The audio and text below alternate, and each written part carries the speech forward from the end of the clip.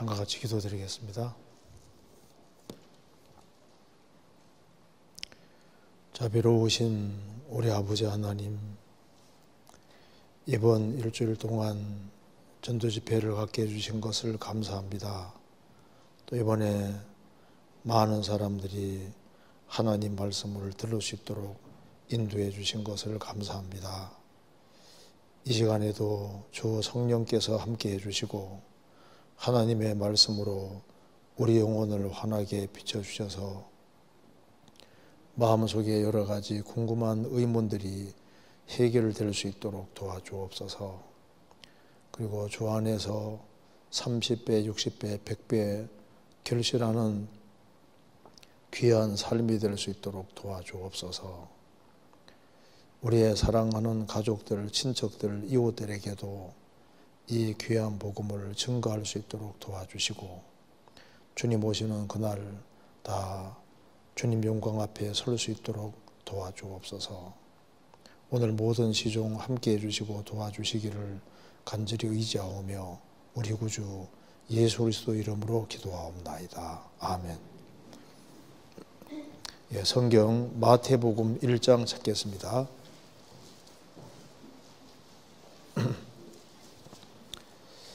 (1장) 21절입니다. 마태복음 1장 21절.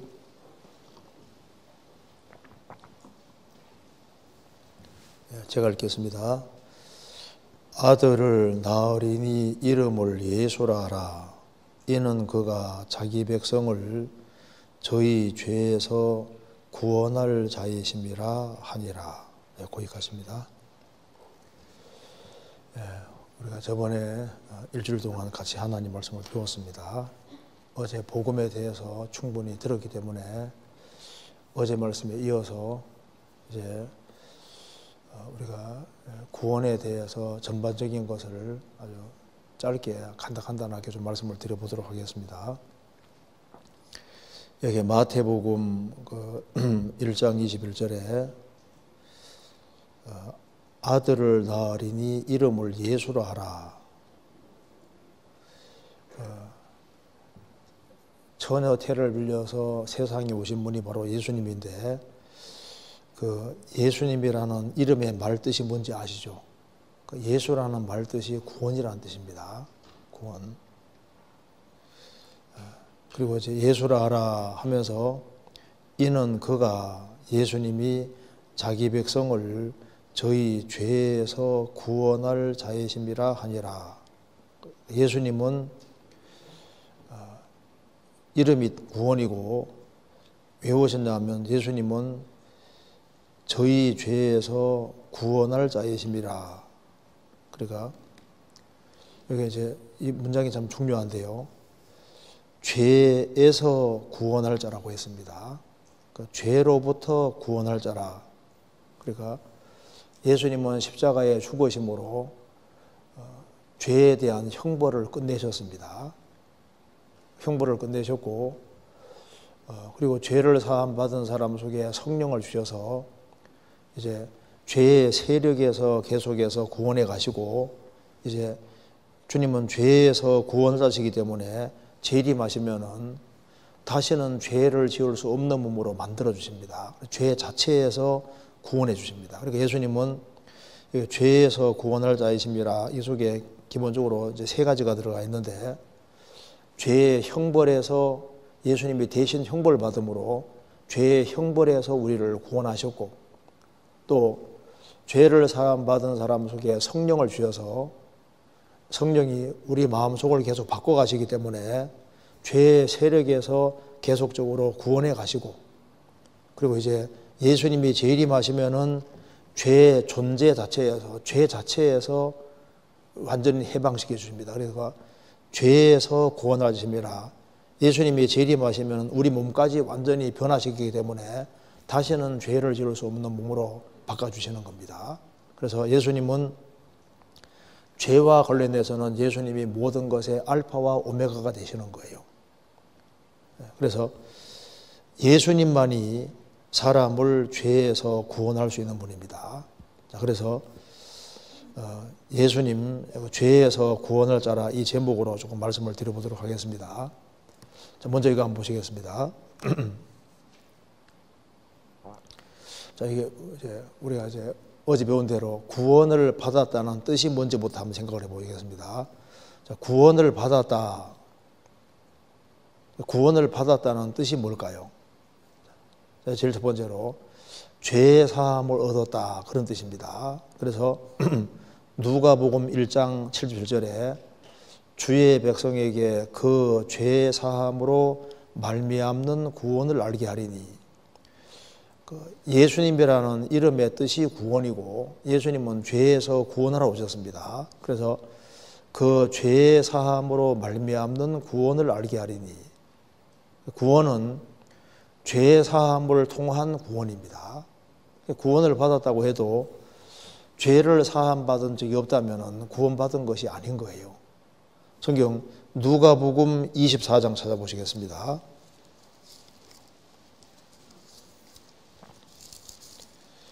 누가복음 24장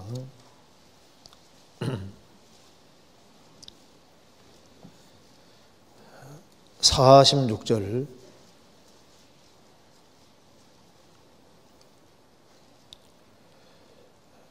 예수님이 죽으시고 부활하신 이후에 제자들에게 하신 말씀입니다. 또 이르시되 이같이 그리스도가 고난을 받고 제3일에 죽은 자 가운데서 살아날 것과 또 그의 이름으로 죄 사함을 얻게 하는 회개가 예루살렘으로부터 시작하여 모든 족속에게 전파될 것이 기록되었으니 너희는 이 모든 일의 증인이라. 이미 구약 성경 속에 예수님이 죽으시고 제3일에 부활할 것도 이미 기록되어 있었고, 또 그의 이름으로, 예수님 이름으로 죄 사함을 얻게 하는 회개가 예루살렘으로부터 시작하여 모든 족속에게 전파될 것이 기록되었으니, 그러니까 회개하는 사람에게 죄 사함을 얻게 한다는 겁니다. 그래서 살아계신 하나님을 알고 자신의 죄인됨을 깨닫고 참으로 돌이키는 사람은 신기하게도 주님이 내 죄를 사해 주신 것이 믿어지는 겁니다. 그래서 죄 사함을 얻게 하는 회개가 회개하는 사람에게 죄 사함을 얻게 합니다. 그래서 이제 구원을 받았다 그 말은 첫째는 죄 사함을 얻었다. 또 다른 말로 의롭다함을 얻었다. 어디 배웠죠? 의롭다함을 얻었다. 로마서 3장 23절 24절에 모든 사람이 죄를 범하였음에 하나님의 영광에 이르지 못하더니 그리스도 예수 안에 있는 구속으로 말미암아, 구속은 죄값을 피로서 지불하신 걸 가리킵니다. 하나님의 은혜로 값없이 의롭다 하심을 얻은 자 되었느니라. 그러니까 두 번이나 하나님의 은혜로 값없이, 은혜가 값없이 주어지는 건데 두 번이나 강조했습니다. 예수 그리스도 안에 있는 구속으로 말미암아 하나님의 은혜로 값없이 의롭다 하심을 얻은 자 되었느니라. 구원받았다는 말은 죄를 사함 받았다. 그리고 의롭다함을 얻었다. 의롭다함을 얻었다는 것은 죄 사함 받은 것은 죄가 하나도 없다는 얘기고, 의롭다는 것은 성경 전체를 다 지킨 사람처럼 간주해 주시는 겁니다. 그리고 여기에 구원받았다는 말은 죄 사함을 얻었다, 의롭다함을 얻었다, 또 성령을 받았다 그 말입니다. 사도행전 2장 38절에 죄 사함을 얻으라 그리하면 성령을 선물로 받으리니, 그러니까 죄를 사함 받은 사람 속에 성령이 선물로 와 계시는 겁니다. 그래서 내 죄가 사해진 것이 확실하게 믿어지는 것이 성령이 오신 증거입니다. 그래서 찬송가에도 182장에 구주의 십자가 보혈로 죄 씻음 받기를 원하네 내 죄를 씻으신 주 이름 찬송합시다. 그리고 2절에 한번 조용히 한번 같이 불러봅시다. 같이 불러보겠습니다. 죄악을 속하여 주신 주 내 속에 들어와 계시네. 십자가 앞에서 주 이름 찬송합시다. 죄악을 속하여 주신 주 내 속에 들어와 계시네. 그래서 죄 사함을 얻으라. 그리하면 성령을 선물로 받으리니. 죄를 사함 받은 사람 속에 성령이 와 계시는 겁니다. 몰라도 와 계시는 거예요. 여기에 에베소서 1장 13절에도 그 안에서 너희도 진리의 말씀 곧 너희의 구원의 복음을 듣고 그 안에서 또한 믿어 약속의 성령으로 인치심을 받았으니, 그 구원의 복음을 듣고 믿을 때 약속의 성령으로 도장침을 받았다. 너는 내 거다 그 말입니다. 주님 것이 된 거예요. 그래서 죄를 사함 받은 사람 속에 성령이 선물로 와 계시는 겁니다. 내 죄를 속하여 주신 주 내 속에 들어와 계시네. 죄를 사함 받은 사람 속에 성령님이 와 계시는 겁니다. 그리고 이제 여기 구원받았다는 말은 죄의 사함을 얻었다, 의롭다함을 얻었다, 성령을 받았다, 또 다른 말로 거듭났다. 그 성령이 들어오실 때 새 사람이 되는 거니까 거듭났다 그 말입니다. 그래서 디도 3장 5절에 우리를 구원하시되 우리의 행한 바 의로운 행위로 말미암지 아니하고, 구원은 행위로 되는 것이 아닙니다.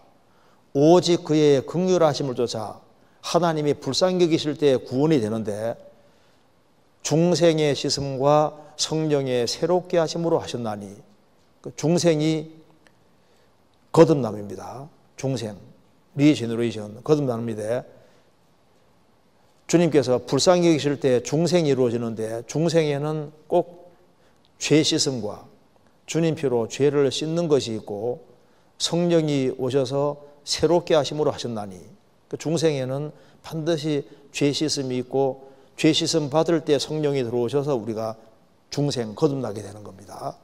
그래서 찬송가의 204장에 예수로 나의 구주 삼고 성령과 피로써 거듭나니, 성령과 피로써 거듭나니 그 피가 마음속에 큰 증거 됩니다. 성령과 피로써 거듭나니. 그러니까 그 죄를 씻는 것이 예수님 피니까, 죄를 씻는 것은 오직 예수님 피만 죄를 씻을 수 있으니까 중생의 씻음과, 그래서 중생할 때 씻음과 성령의 새롭게 하심으로, 그래서 성령과 피로써 거듭나는 겁니다. 그래서 피공로를 확실하게 믿어지게 하신 분이 바로 성령님이신 겁니다. 그리고 이제 또 여기 보시면요, 구원받았다는 말은 죄를 사함 받았다, 의롭다함을 얻었다, 또 성령을 받았다, 거듭났다, 똑같은 말입니다. 그리고 하나님의 아들이 되었다 그 말이지 않습니까?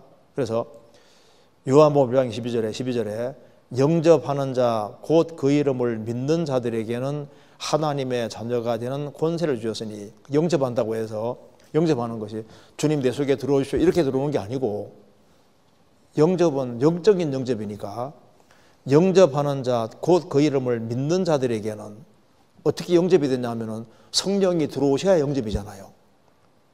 어떻게 영접됐냐 하면은 성령이 들어오시는 방법이 죄를 사함 받은 사람 속에 성령이 들어오시는 거니까, 영접되는 방법은 죄 씻음을 딱 받을 때 성령이 들어오셔서 영접이 돼서 하나님 아들이 되는 겁니다.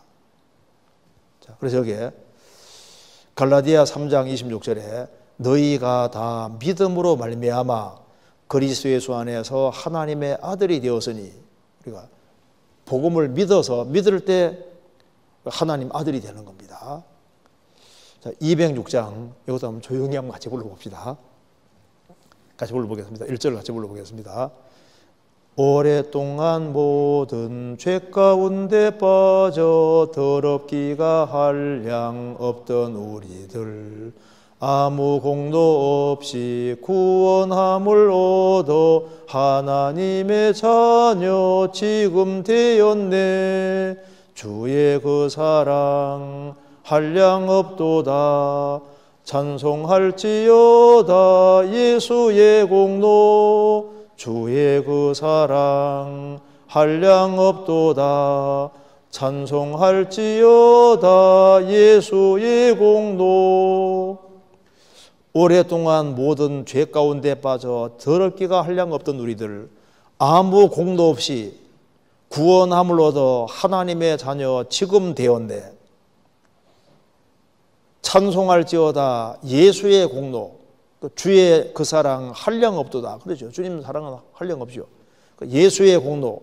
주님이 피로서 죄를 영원히 처리하신 걸 확실히 받아들일 때 그 사람이 하나님 아들이 되는 겁니다. 그래서 로마서 8장에 너희는 다시 무서워하는 종의 영을 받지 아니하였고 양자의 영, 아들의 영을 받았으므로 아바 아버지라 부르셨느니라. 성령이 친히 우리 영으로 더불어 우리가 하나님의 자녀인 것을 증거하셨나니. 성령이 양자의 영, 아들의 영이니까 죄를 사함받은 사람 속에 성령이 선물로 들어오셨고 성령이 양자의 영이니까 성령 받은 그 사람이 바로 하나님의 아들이다 그 말입니다. 하나님의 자녀인 것을 증거하셨나. 그래서 우리가 구원받았다 그 말은 이제 하나님의 자녀가 됐다, 아들 됐다 그 말입니다. 여기까지 다 이해되시죠?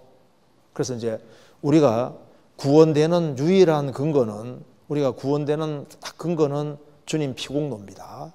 그래서 우리 죄가 사해진 것도 예수님 피고 우리가 의롭게 된 것도 예수님 피입니다. 그래서 에베소 1장 7절에 우리가 그리스도 안에서 그의 은혜의 풍성함을 따라 그의 피로 말미암아 구속 곧 죄사함을 받았으니, 그의 피로 말미암아 죄사함 받아. 그러니까 죄가 사해진 근거는 딱 피 하나밖에 없는 겁니다.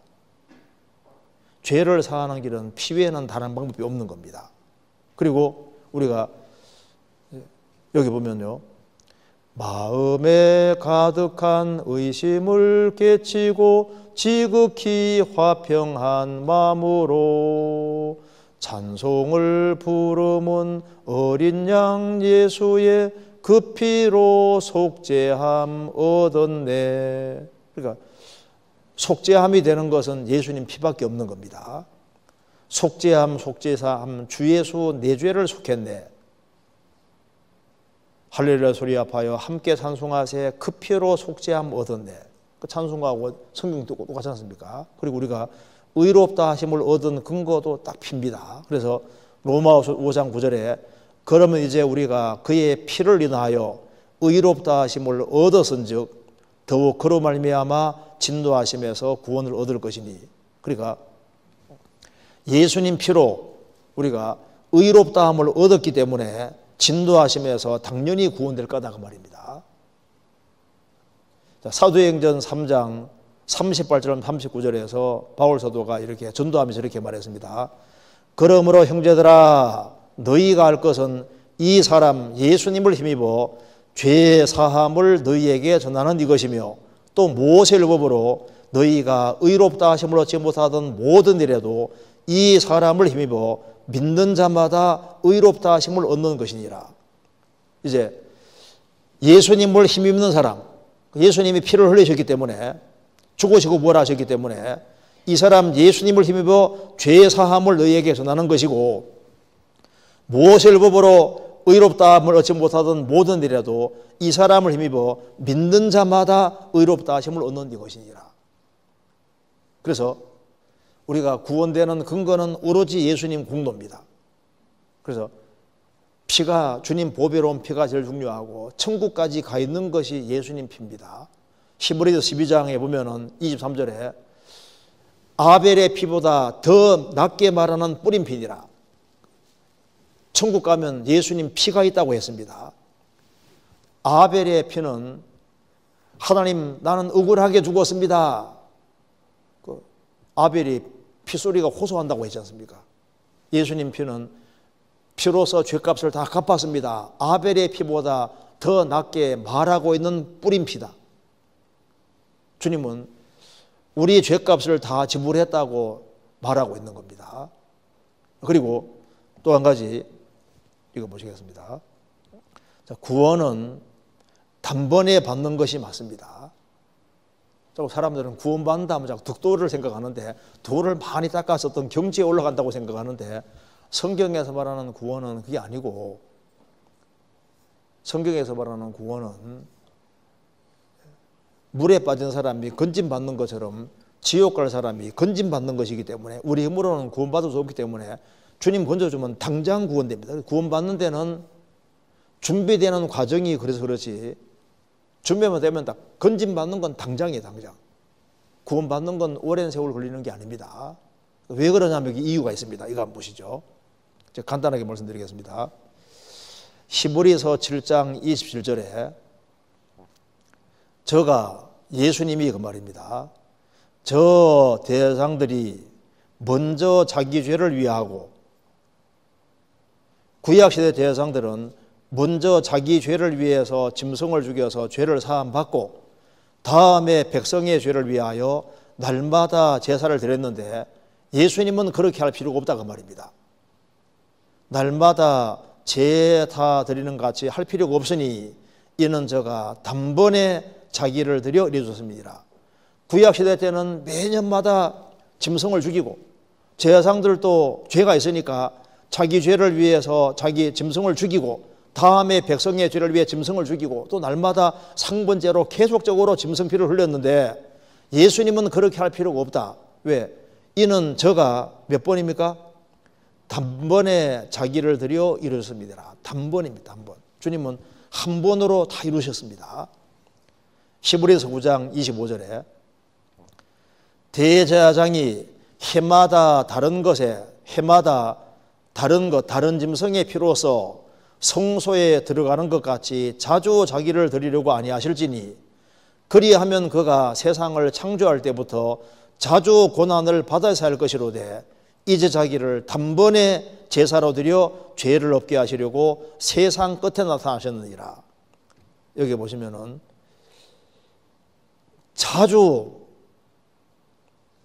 자주란 말이 나와 있죠.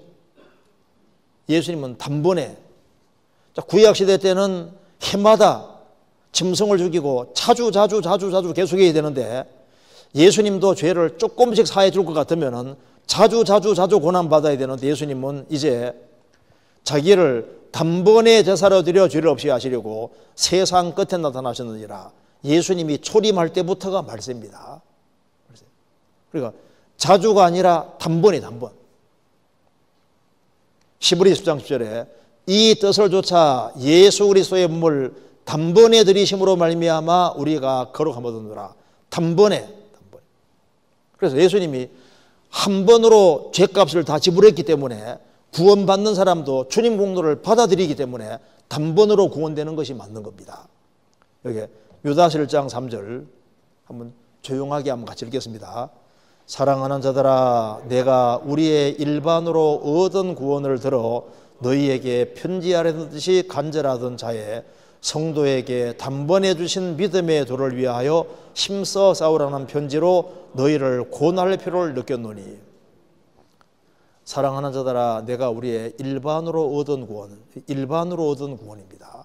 그러니까 보편적인 구원인 거예요. 그래서 어느 교파에 속하든 간에 천국 가는 길은 예수님 피공로밖에 없기 때문에 복음을 깨우친 사람은 똑같아요. 교파와 관계없다고 말입니다. 천국 가면 야 장로교회 모이라, 감리교회 모이라, 침례교회 모이라 그런 거 없습니다. 거듭난 사람만 가는 겁니다. 하나님은 한 분이시고 성경도 한 분이시고 천국 가는 방법도 똑같습니다. 감리교 창시자 요한 웨슬레가 어느 날 꿈에 천국에 갔답니다. 천사의 인도를 받아서 구경을 하고 있는데 이제 조심스럽게 물었습니다. 자신이 이제 어릴 때부터 성공회를 다녔기 때문에 여기에 혹시 성공회 다니신 분들이 여기에 와 있습니까? 하니까 천사가 말하기를 없다는 거예요. 아, 그래요? 그럼 가톨릭 교회는요? 가톨릭 교회도 없대요. 그러면 장로교회도 없고. 조심스럽게 물었습니다. 그럼 감리교도는? 감리교도도 없대요. 그럼 누가 있습니까? 하니까 여기는 거듭난 사람만 와 있습니다.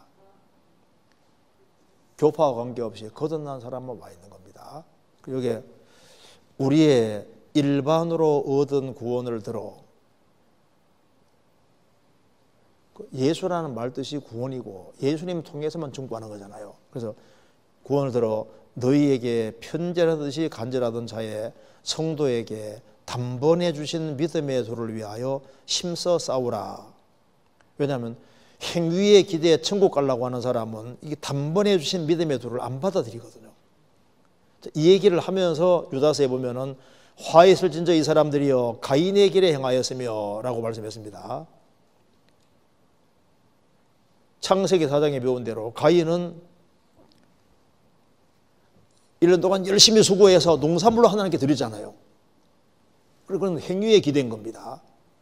아벨은 양의 피에 기댄 것처럼 단번에 주신 믿음에도 주님이 단번에 다 이루셨기 때문에 한 번으로 구원을 완성하셨기 때문에 그걸 인간은 딱 받아들이는 거니까 구원은 단번에 되는 것이 맞는 거예요. 단번에.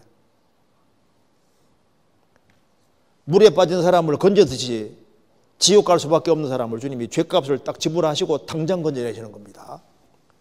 내가 500억이 빚이 있어도 내가 무일푼이라 할지라도 우리 어머니 아버지가 재산 가고 돈이 많으면은 나 건질려면은 그냥 500억을 당장 딱 갚아 지불하면 당장 나오는 거지 않습니까? 내 죄가 아무리 많다 할지라도 주님이 죗값을 단번으로 딱 지불하시면 끝나버린 거라고. 요즘 한 번으로 영원히 다 지불하셨기 때문에 그래서 주님 공로 받아들이면 당장 단번에 구원된다는 말이 맞다 그 말입니다. 주님은 죄를 조금 갚았다면 계속적으로 죽으셔야 되는 거예요. 그렇잖아요?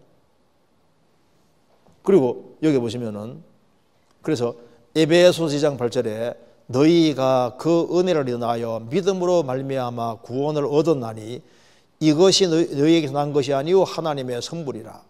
구원은 선물이기 때문에 선물은 공짜로 받는 것이 맞는 공짜로. 선물은 준비하는 사람이 고생하는 것이고 받는 사람은 받아들이면 당장 내 것이 되는 겁니다. 그렇잖아요. 구원받는데 오랜 세월이 걸리는 게 아닙니다. 그래서 이게 구원은 확실한 순간적인 경험인 거예요.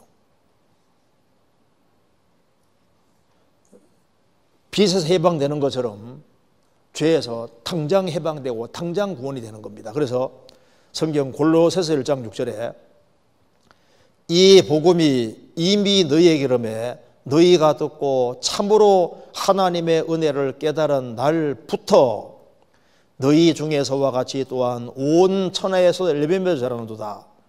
이 복음이 이미 너희에게 이르매 어제 우리가 복음 들었잖아요. 너희가 듣고 참으로 하나님의 은혜를 깨달은 뭡니까? 날부터 복음 속에 있는 하나님의 은혜를 참으로 깨달은 날, 그 날이 있는 겁니다. 그래서 찬송가에도 날이 나오잖아요. 209장 1절 한번 같이 불러보겠습니다. 주의 말씀 받은 그날 참 기쁘고 복되도다. 이 기쁜 마음 못 이겨서 온 세상에 전하노라. 기쁜 날 주 나의 죄 다 씻은 날 늘 깨어서 기도하고 늘 기쁘게 살아가리. 기쁜 날 주 나의 죄 다 씻은 날. 기쁜 날 주 나의 죄 다 씻은 날. 그 날이잖아요. 근데 이제 이런 경우가 있습니다. 어떤 사람은 작년에 구원받은 것 같은데 어제 들으니까 확실하게 됐어요. 이러면요. 그 언제 구원받았습니까? 물으면 작년에도 받은 것 같은데 요번에 들으니까 또 확실하게 됐습니다. 그 사람은 이제 구원날이 막 2개 되는 사람도 있거든요. 그 사람은 내 초등학교 때 구원을 받았는데 중학교 되니까 아주 확실하게 됐다. 고등학교 말씀 들어가지고 더 확실하게 됐다. 그럼 언제 구원됐냐 물으면 그때 같기도 하고 저때 같기도 하고 이제 헷갈린다 그 말입니다. 그죠? 그럴 수 있죠? 성경 찾아봅니다.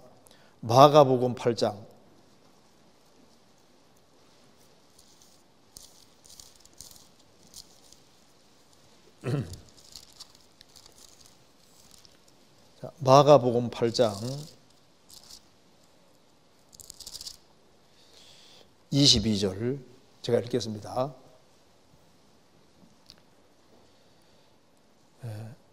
베세다에 이름에 사람들이 소경 하나를 데리고 예수께 나와 손대시기를 구하거늘 예수께서 소경의 손을 붙드시고 마을 밖으로 데리고 나가사 눈에 침을 뱉으시며 그에게 안수하시고 무엇이 보이느냐 물으시니 우러러보며 가로되 사람들이 보이나이다. 나무 같은 것들에 걸어가는 것이 보이나다 하거늘 이에 그 눈에 다시 안수하심에 저가 주목하여 보더니 나아서 만물을 밝히 보는지라. 이거 한번 보시죠. 여기 베세다의 이름에 사람들이 소경 하나를 데리고 예수께 나와.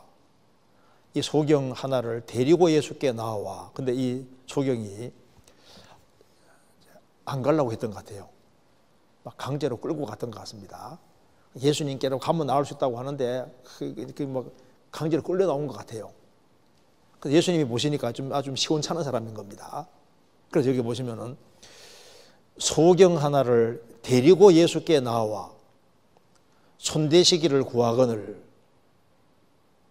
예수님이 소경의 손을 붙잡으시고 마을 밖으로 데리고 나가사 예수님 당장 고쳐주는 게 아니라 이 사람을 데리고 손을 붙드시고 마을 밖으로 데리고 나가사 그러니까 이제 마을 밖으로 데리고 나갔으니까 좀 시간 걸렸을 거 아니에요. 나가사 눈에 침을 뱉으시며 그러니까 다른 사람은 그냥 주님이 당장 소경들 당장 고쳐주셨는데 이 사람은 주님께서 눈에 침을 뱉어서 이래 되죠. 아마 손에 침 대 묻혀가지고 오지 않습니까? 이게 발랐을 겁니다. 그래서 이 사람이 믿음이 아주 시원찮기 때문에 주님께서 이렇게 이 사람을 데리고 마을 밖으로 데리고 나가시고 그래야 주님이 친절을 보여주신 거잖아요. 그리고 예수님께서 이제 침까지 뱉어서 이제 정말 치료하는 것처럼 있지 않습니까? 그렇게 하시고 그래서 예수님에 대해서 신뢰를 좀 갖게 만드신 것 같아요. 그래가지고 예수님이 이제 안수를 딱 했는데 완전히 보이는 게 아니잖아요. 보시죠. 나아가 춤을 뱉으시며 그에게 안수하시고 무엇이 보이느냐 물으시니 우러러보며 가로되 사람들이 보이나이다. 나무 같은 것들에 걸어가는 것이 보이나이다. 그늘 한 번 안수했는데 뭐가 좀 약간 보이긴 보이는데 뭐 확실하게는 안 보이는 거예요. 그래서 예수님께서 그래서 이에 그 눈에 다시 안수하심에 저가 주목하여 보더니 나아서 만물을 밝히 보는지라. 그게 다시 안수하심에 라고 나와 있지 않습니까? 그러니까 분명히 한 번 안수해서 보이긴 보였는데 희미하게 보이니까 다시 안수하니까 이제는 나아서 만물을 밝히 보는지라 아주 완전히 뚜렷하게 보이게 된 겁니다. 그래서 작년에 집회 들었을 때는 좀 보이긴 보였는데 덜 보였어. 올해 또 집회를 또 들어보니까 좀 더 확실하게 보였어. 언제 구원받았냐 물으면요. 저번 주 같기도 하고 이번 같기도 하고 저번에도 보였는데 이번에도 확실하게 보이고 또 나중에 되면 또 확실하게 보일 수도 있지 않습니까? 그러니까 이제 단번에 보이나 여러 번 걸쳐서 보이나 보이면 될 거 아니에요. 그렇죠? 중요한 건 이게 확실하게 보인다는 게 중요한 거라고요. 주님의 공로가 아주 확실하게 믿어진다는 게 중요한 겁니다. 그렇죠? 좀 이해되시죠? 그 어떤 사람은 진짜 구원받은 날짜가 셋인 사람도 있어요. 초등학교 때, 중학교 때, 고등학교 때. 그러니까 언젠 자기도 잘 모르겠대요. 이때도 맞고 이때도 맞고 이때도 확실하게 된 건데 고등학교 때 확실하게 됐는데 근데 이게 헷갈리는 거예요. 그럴 수 있잖아요. 그래서 예외라는 것이 있습니다. 하여튼 확실하게 되면 돼. 그죠? 주님 공로가 아주 확실하게 믿어진다는 게 중요한 겁니다. 그리고 이제 구원을 받은 사람은 멸망하지 않습니다. 구원받은 하나님 자녀는 멸망하지 않는 것이 확실합니다. 왜냐하면 이 이유가 있습니다. 자, 구원받은 하나님의 자녀는 멸망하지 않습니다. 하나님의 아들 된 사람은 이뤄질 수가 없어요. 왜 그러냐면 이유가 여러 가지가 있는데 이거 한번 보시죠. 여기 그 안에서 너희도 진리의 말씀 곧 너희의 구원의 복음을 듣고 그 안에서 또한 믿어 약속의 성령으로 인치심을 받았으니 이는 우리의 기업의 보증이 되사 그 얻으신 것을 구속하시고 그 영광을 찬비하게 하리 하심이라. 구원의 복음을 듣고 믿을 때 약속의 성령으로 인치심 받았으니 도정신하는 것은 소유권이 이제 주님 것이 됐다는 겁니다. 이는 성령님은 우리의 기업의 보증이 되사 우리가 천국을 기업으로 얻는다는 보증이 뭐냐? 그게 바로 성령의 인치심인 겁니다. 그 얻으신 것을 구속하시고 주님은 우리 영혼만 피로 값주고 사신 것이 아니라 우리 몸까지 피로 값주고 사셨기 때문에 그 얻으신 것을 구속하시고 주님 재림하시면 우리 몸까지 완전히 구속되는 겁니다. 그럼 왜 이렇게 해주셨느냐? 그의 영광을 찬비하게 하려 하심이니라. 그래서 성령이 보증으로 들어오셨기 때문에 안 나가시는 거예요. 자, 에베소서 4장 30절 조금밖에 같이 읽겠습니다. 하나님의 성령을 근심하게 하지 말라. 그 안에서 너희가 구속의 날까지 인치심을 받았느니라. 이제 에베소서 1장에서는 성령이 보증으로 오셨다고 했고 이제 보증으로 오신 성령은 나가실 수가 없으니까 하나님의 성령을 근심하게 하지 말라. 하나님의 성령을 편안하게 해드리라 그 말입니다. 그 안에서 너희가 구속의 날까지 인신받으니라. 우리 몸이 구원, 여기 구속이라는 것은 우리 몸이 구원되는 날까지 그 말입니다. 주님이 재림하시면은 우리 몸까지 구원됩니다. 그래서 구속의 날까지 인신받으니라. 성령은 우리 몸이 구원되는 날까지 계속 있어야 되니까 성령님을 편안하게 해드리라. 성령님이 들어오시다가 나가시면 다시 구원받아야 됩니다. 들어오시면은 다시 나갈 수가 없어요. 왜? 보증으로 들어오셨으니까. 이거 보시죠.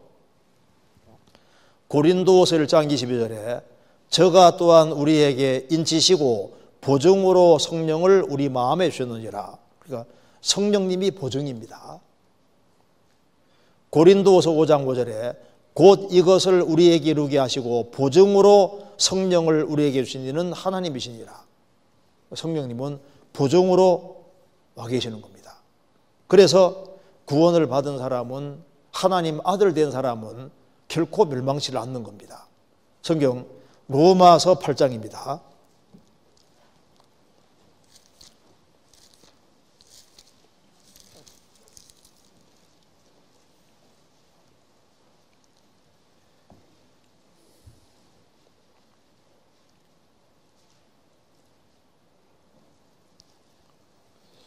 (8장) 31절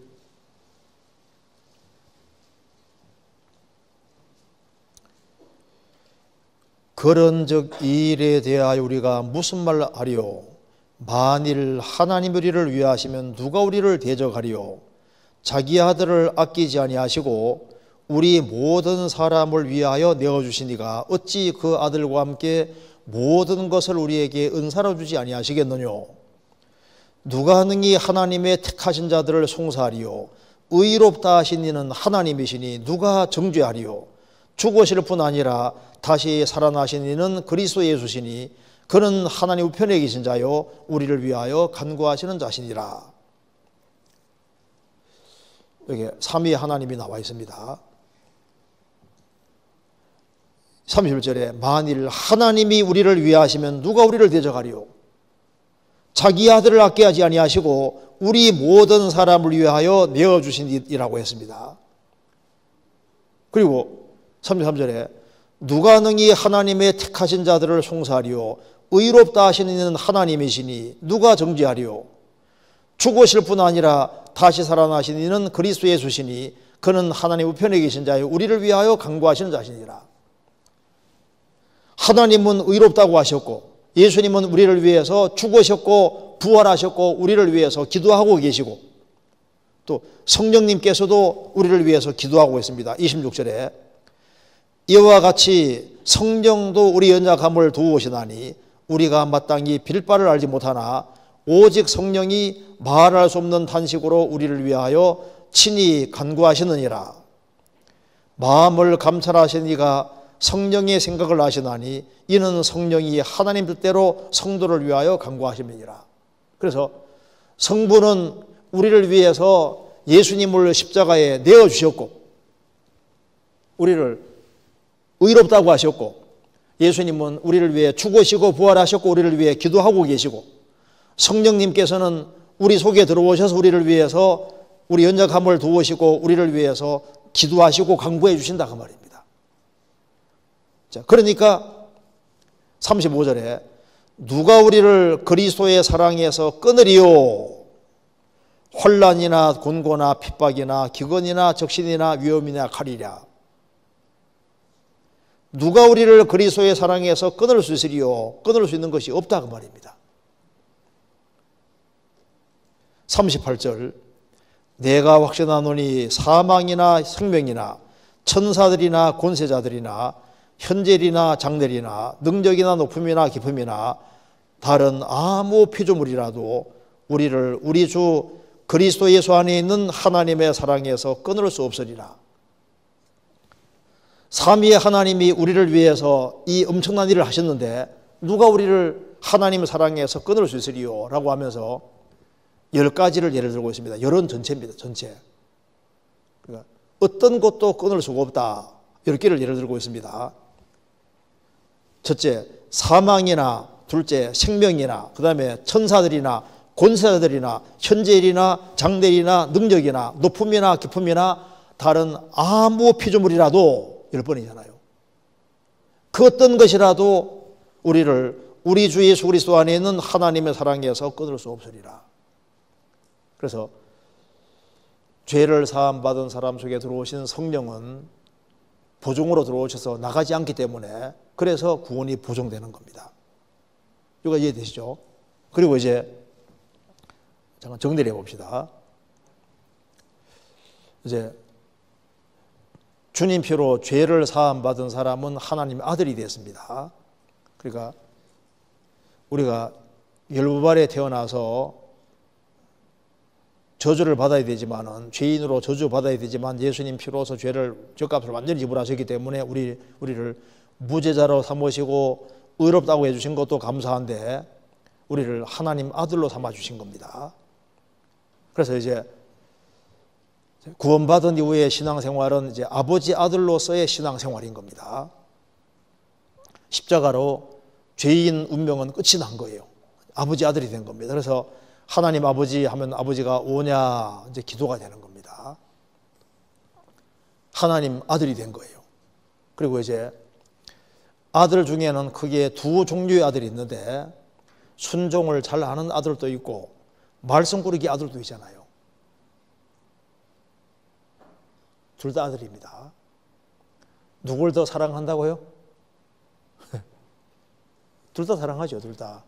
근데 누굴 더 기뻐하냐면은 순종하는 아들을 더 기뻐하셔요. 그래서 순종하는 아들에게는 하나님이 상과 영광 주신다고 하셨고 말 잘 안 듣는 아들은 잘 되라고 매를 때리는데 그것이 바로 징계입니다. 그래서 아버지 아들은 징계는 받아도 멸망은 없는 거예요. 그리고 이제 아버지 아들이 사귀는 가운데 아들이 혹 잘못할 경우에 아버지 잘못했습니다. 자백입니다. 아버지가 다음부터 그렇게 하지 말아라. 용서입니다. 이 자백과 용서는 아버지와 간의 친밀한 사귐을 위한 겁니다. 잠깐 보시겠습니다. 그랜드 종합교리 한 대목 읽어드리겠습니다.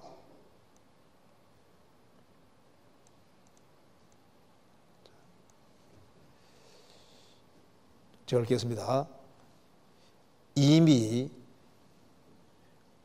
의롭다함을 얻은 성도들이 반복적으로 회개하는 것은 하나님의 심판의 형벌을 받지 않기 위해서입니까? 하는 질문을 하고 답을 하고 있습니다. 그렇지 않습니다.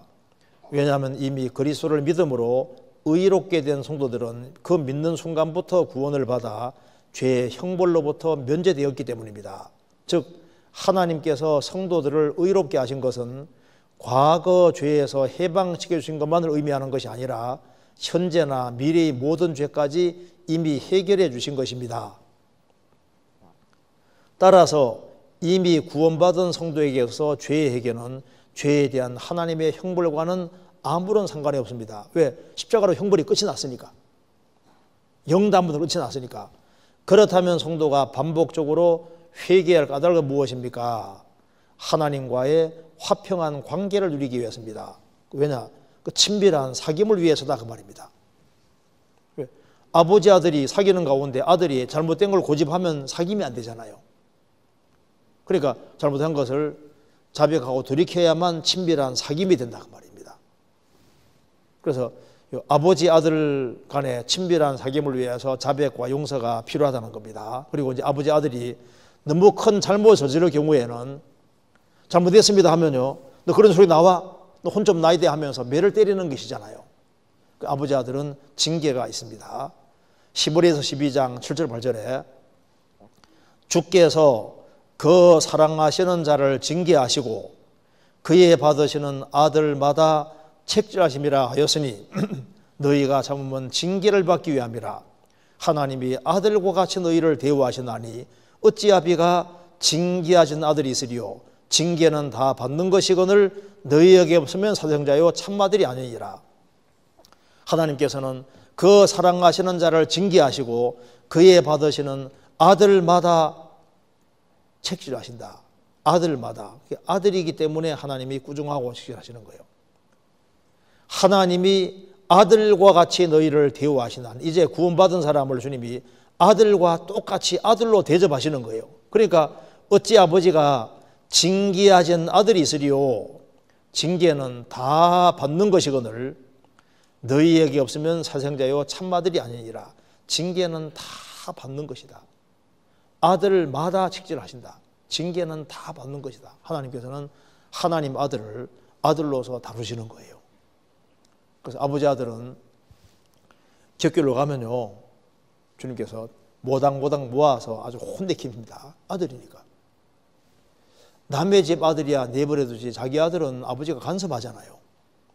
하나님은 하나님 자녀된 사람을 간섭하십니다. 그래서 너무 심하게 잘못을 하면은 너는 지구상에 두면 안 되겠다 싶으면 주님 빨리 죽여서도 데려간다고 되어 있잖아요. 근데 왜 죽여서 데려가냐면 주님 핏값을 지불해서 샀으니까 주의 것이 됐고 주의 것이니까 주님이 데려가시는 겁니다. 너희는 너희 것이 아니라 값으로 산 것이 되었으니 그런즉 너희 몸으로 하나님께 영광을 돌리라. 너희는 너희 것이 아니라 값으로 사신 겁니다. 값으로. 주님 핏값을 지불하고 샀기 때문에 주의 것이 됐고 주의 것이 됐으니까 주님 데려가시는 거예요. 그잖아요. 우리가 주님 보시는 그날 들림받는 근거도 주님 핏값을 지불하고 샀으니까 주의 것이 됐고 주의 것이기 때문에 주님 데려가시는 거예요. 그잖아요. 자, 그리고 이제 여기 구원을 받은 사람에게도 이제 이게 타락된 기질이 남아 있습니다. 저는 구원받으면요 천사가 되는 줄 알았어요. 천사가. 제가 구원받기 전에 어떻게 하면 죄 안 짓고 살 수 있을까 그 연구를 정말 많이 했습니다. 그래서 이제 중학교 다닐 때도 제 친구들이 이제 뭐 어디 놀러 가자 뭐 이렇게 뭐 가면 다 잘라가지고 아주 과감하게 그물 긋고 이렇게 하고 이제 어떻게든 간에 죄를 안 짓고 살라고 발부둥을 치면서 이렇게 그렇게 했는데 근데 이게 죄가 자꾸 올라오니까 이게 큰일이더라니까요. 그래서 야, 어떻게 하면 사람이 죄를 안 짓고 살 수 있을까 이 궁리를 정말 많이 했거든요. 그래서 이제 구원을 받으면 이제 죄를 다시는 안 짓게 되는 줄 알고 너무너무 좋아했는데 구원받은 그날 너무 좋았습니다.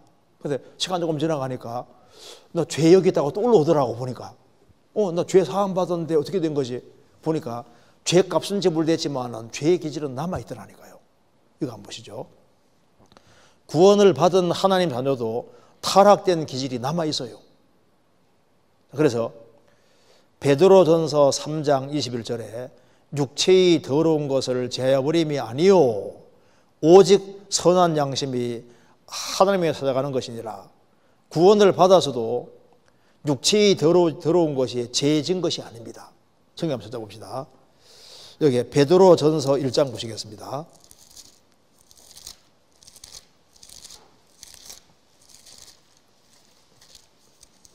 베드로전서 1장 23절.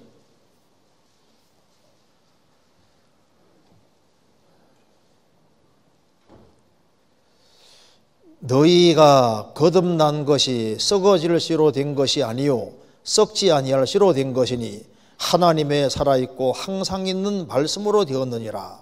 자, 거듭나는 것은 말씀으로 거듭납니다. 무슨 말씀으로? 25절에 오직 주의 말씀은 세세토록 있도다 하였으니 너희에게 전한 복음이 곧 이 말씀이니라. 우리가 복음의 말씀으로 거듭났잖아요.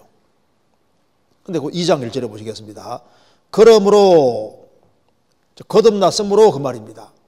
거듭났으므로 하라고 하면서 모든 악독과 모든 괴휼과 외식과 시기와 모든 비방하는 말을 버리고 갓난 아이들 같이 순전하고 신령한 젖을 삼으라. 이는 이로 말미암아 너희로 구원에 이르도록 자라게 함이니라. 거듭났으므로라고 하면서 버리고 이 말은 있다는 얘기잖아요. 거듭났어도 거듭난 사람에게 타락된 길이 남아있으니까 옛날 구습이 남아있으니까 모든 악독한 것도 있고 괴율 거짓된 것도 있고 외식도 있고 시기도 있고 모든 비방하는 말이 올라올 수 있으니까 버리고 갓 태어난 아이들 같이 순전하고 신령한 젖을 삼으라. 이제 구원받은 사람, 갓 구원받은 사람은 갓난 아이와 똑같습니다. 갓난 아이가 젖 사모하듯이 순전하고 신령한 말씀의 젖을 사모하라. 이는 이로 말미암아 너희로 구원에 이르도록 자라게 함이니라. 이건 이제 영혼 구원을 말하는 게 아니라 하나님 자녀들밖에 성장하는 걸 말하는 겁니다. 그래서 구원을 받은 사람도 여기에 타락된 기질은 그대로 남아 있습니다. 2장 11절.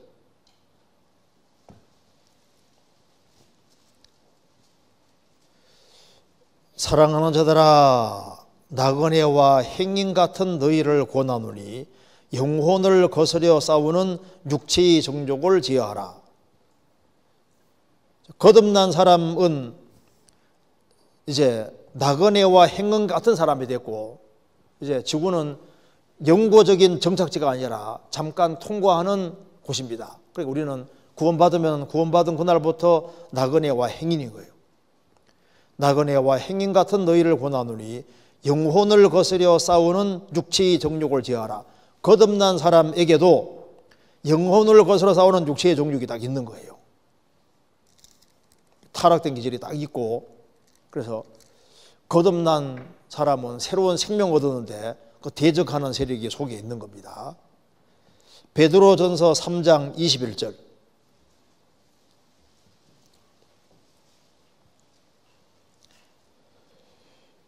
물은 예수 그리스도의 부활하심으로 말미암아 이제 너희를 구원하는 편이고 세례라.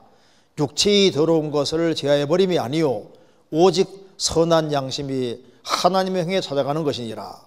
여기에 물은 노아 홍수물을 말합니다.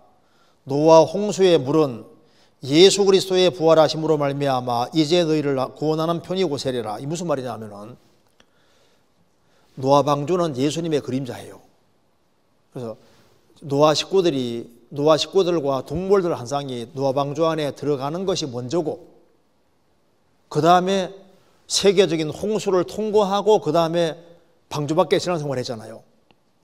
그것처럼 우리가 예수 그리스도라는 방주 안에 들어가고 그 다음에 침대를 받고 물 통과하고 그 다음에 이제 신앙생활을 시작하는 겁니다. 그래서 구원받고 난 다음에 침대를 받는 거예요. 그래서 노아 홍수의 물은 바로 세례의 그림자가 된다 그 말입니다. 세례는 구원을 받은 사람이 구원받은 걸 외적으로 표하는 게 세례입니다. 결혼하고 결혼식을 하는 것처럼 구원받은 사람이 구원받은 것을 모든 하나님과 모든 사람 앞에 공표하는 것이 침례자, 세례지 않습니까? 그래서 노아 홍수물은 이제 구원받은 사람이 구원받은 이후에 세례받는 그 하나의 그거와 똑같은 모형이라는 겁니다. 그러면서 육체의 더러운 것을 제하여버림이 아니요, 우리가 구원을 받았다고 해서 타락된 기질이 제해진 것이 아니고, 침례 받았다고 해서도 육체의 더러운 타락된 기질이 제해진 게 아닙니다. 오직 선한 양심이 하나님에 찾아가는 것이니라. 거듭난 사람 속에는 주의 성령이 오셨고, 그래서 우리 하나님을 찾는 마음이 그대로 계속 올라오도록 되어 있습니다. 그래서 주님을 향하는 마음이 있는데 동시에 이 타락된 기질은 제해진 것이 아닌 거예요. 그대로 있습니다. 그래서 예수님이 요한복음 3장 6절에서 거듭남에 대해서 말씀하시면서 육으로 난 것은 육이요 성령으로 난 것은 영이니, 거듭나는 것은 우리 영이 거듭난 것이지 육은 항상 육으로 그대로 있는 겁니다. 타락된 기질은 죽을 때까지 남아 있어요. 이것이 언제 없어지느냐? 예수님이 재림하시면 우리 몸이 구원되고, 주님이 재림하시면은 죄에 지을 수 없는 몸이 되는 겁니다. 그래서 예수님은 죄에서 구원을 하시잖아요. 죄에서. 그래서 빌립보서 3장 20절에 오직 우리의 시민권은 하늘에 있는지라 거기로서 구원하는 자, 몸을 구원하는 자입니다. 곧 주 예수 그리스도를 기다리노니 그가 만물을 자기에게 복종케 하실 수 있는 자의 역사로 우리의 낮은 몸을 자기 영광의 몸의 형체와 같이 병케하시리라. 예수님이 재림하시면은 예수님은 만물을 자기에게 복종케 하실 수 있는 자입니다. 이 우주를 창조하셨고 우주를 복종시키는 분인데, 바로 그분의 능력과 역사로 우리 낮은 몸을 자기 영광의 몸의 형체와 병케하시리라. 주님 오시면은 우리 몸이 다시는 죄에 지을 수 없는 몸으로 완전히 바꿔지는 겁니다. 이렇게 바뀌시는 거예요.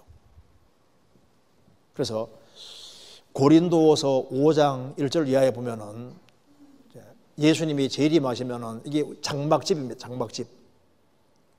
장막집이 무너지면은 이걸 이제 텐트고 하우스 집인데요. 주님 재림하시면 우리가 새로운 몸을 입는데, 뉴 킹제임스 버전에는 그걸 새로운 몸을 빌딩이라고, 이건 텐트와 집이라면은 우리가 새로 입는 몸은 빌딩이라고 번역을 해놨습니다. 그러니까 씨앗이 꽃이 되는 것처럼, 애벌레가 나비가 되는 것처럼 몸이 완전히 바뀌어서 신령한 몸으로 바꿔 사라지는 거예요. 그렇잖아요. 자, 그래서 여기 하나님의 자녀에게 뭐라고 말씀하셨냐면 구원을 이루라고 말씀하셨습니다. 이게 무슨 말이냐면은 여기 보시죠. 빌립보서 1장 1절에 그리스도 예수의 종 바울과 디모데는 그리스도 예수 안에서 빌립보에 사는 모든 성도와 또는 감독들과 집사들에게 편지하노니, 빌립보서는 구원을 받은 하나님 자녀에게 하는 말입니다. 그리스도 예수 안에서 빌립보에 사는 성도, 그리스도 예수 안에 들어와서 빌립보에 사는 모든 성도, 구원받은 사람에게 하신 말씀입니다. 그래서 빌립보서 2장 12절에 구원받은 하나님 자녀에게 그러므로 나의 사랑하는 자들아, 너희가 나 있을 때뿐 아니라 더욱 지금 나 없을 때에도 항상 복종하여 두렵고 떨림으로 너희 구원을 이루라. 이 구원은 영혼 구원을 말하는 게 아니고 이미 그리스도 안에 들어와 있는 성도들에게 하신 말씀입니다. 구원을 이루라. 이 구원을 이루라가 영어 성경에는 이게 워크아웃으로 되어 있는데요.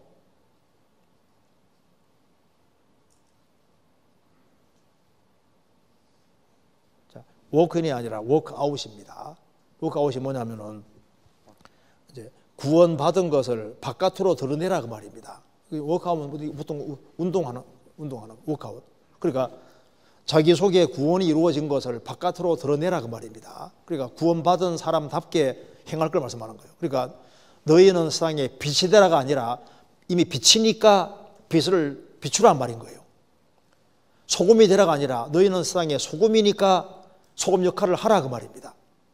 구원을 받았으니까 구원받은 것을 바깥으로 나타내라 그 말입니다. 하나님 아들답게 살 것을 말씀하는 겁니다. 근데 왜 여기에 두렵고 떨림으로라고 말씀했냐면은 하나님 자녀로 합당하지 않게 행하면은 그 징계라는 것이 있고 또 합당하지 않게 행하면은 나로 인해 다른 사람이 넘어지면 안 되잖아요. 하나님 나를 구원하셨을 때는 나 통해서 30명, 60명, 100명이 구원받기를 원하시는 거예요. 그래서 생을 살아갈 때 이제 다른 사람들이 구원을 받아야 되고 주님께 영광 돌려야 되는 거니까 그러니까 생을 조심스럽게 살아야 될 것을 말씀하고 있는 겁니다. 그래서 우리가 구원받았다는 건 우리 영혼이 이제 거듭난 걸 가리키는 것이고 하나님 자녀가 된 걸 가리키는 것이고 이제 구원을 이루라는 것은 구원받은 것을 바깥으로 드러내라 그렇게 말씀하는 겁니다.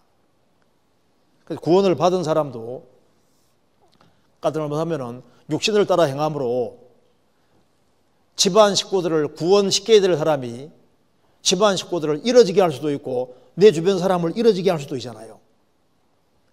그러니까 이제 생을 조심스럽게 살아야 될 것을 말씀하신 겁니다. 저는 이런 생각을 많이 했었습니다. 하나님께서 구원하실 때 구원받은 즉시 이 타락된 싹 없애주고 천사처럼 만들면은 다시는 죄 안 짓고 죄 때문에 갈등도 안 느끼고 얼마나 좋았겠나. 그 생각을 많이 했었거든요. 왜 남겨두셨을까 궁금했었는데 이제 몇 가지 한번 보시겠습니다. 이게 이제 구원을 받은 사람에게 왜 타락된 기질을 남겨두셨을까? 이유가 여러 가지가 있는데요. 제일 첫 번째는 하나님의 은혜와 사랑을 더 깊이 있게 깨닫게 하기 위한 기본 목적이 있습니다. 우리가 구원받은 즉시 천사처럼 됐다고 합시다. 실수도 하나도 안 해요. 그런 것도 하나도 없습니다.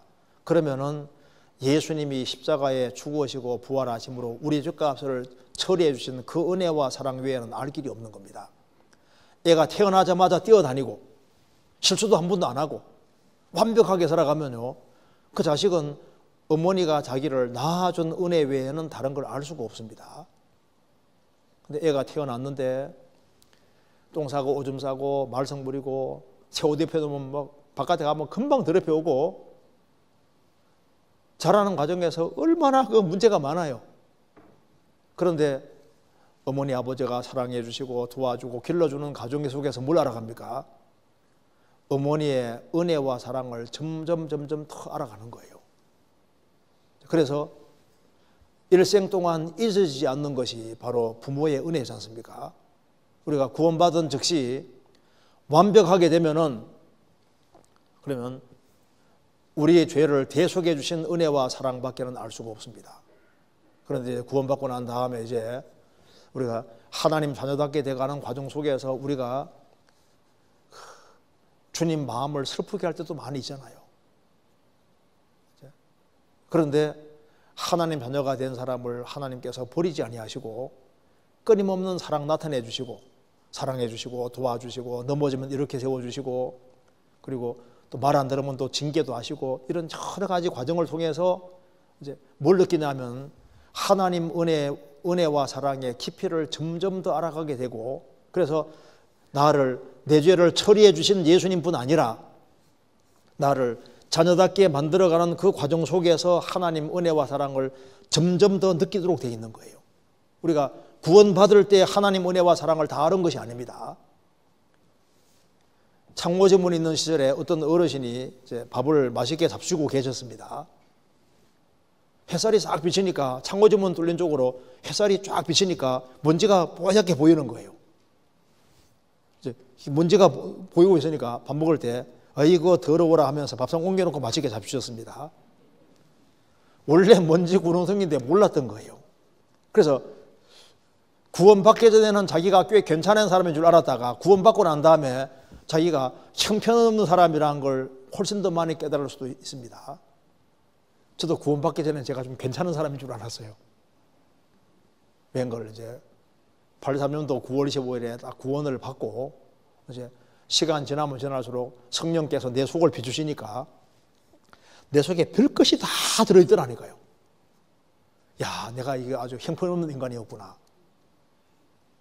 나는 정말 십자가의 형벌을 받을 수밖에 없는 그런 사람이라는 게 실감이 점점 더 나고, 그래서 자기가 얼마나 부패됐는지, 그럼에도 불구하고 주님이 나를 사랑해 주시고 일생 동안 도와주는 걸 느끼게 하잖아요. 그래서 우리가 하나님의 사랑의 넓이와 높이와 길이와 깊이를 점점 달아가서 우리를 구원해 주신 은혜뿐 아니라 우리 신앙생활 속에서 계속적으로 이렇게 부족한 것이 많음에도 불구하고 도와주시는 하나님을 점점 더 느끼게 되는데, 그것이 그런 목적으로 이 기질도 남겨두신 거예요.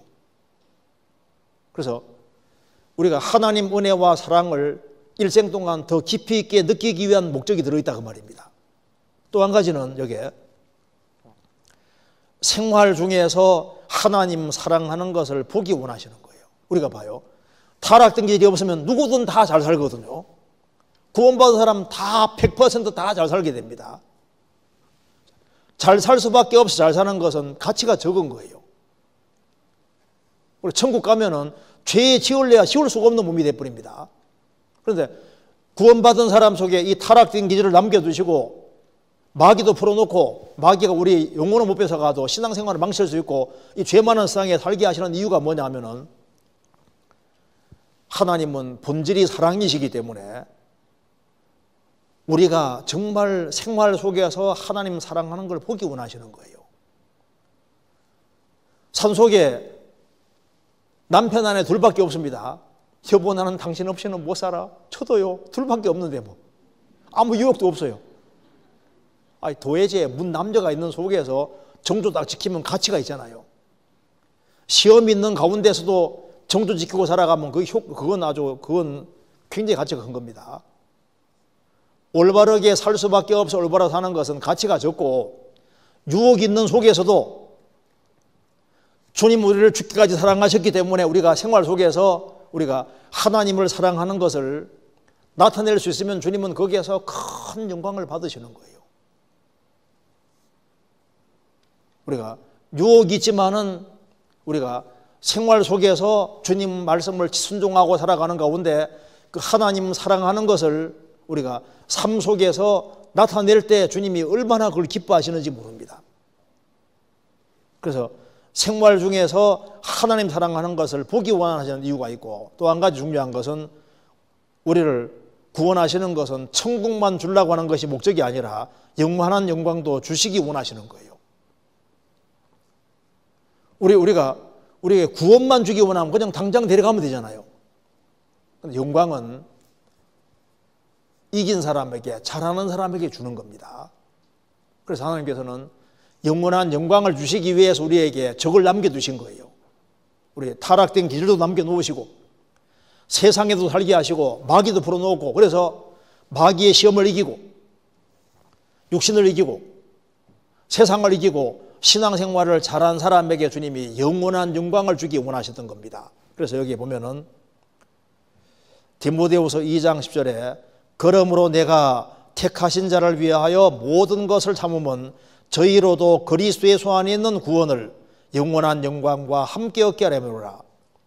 그리스도의 소 안에 있는 구원을 뭐와 함께냐면 영원한 영광과 함께 얻게라고 합니다. 주님은 우리에게 영원한 영광을 주시기 원하시는 거예요.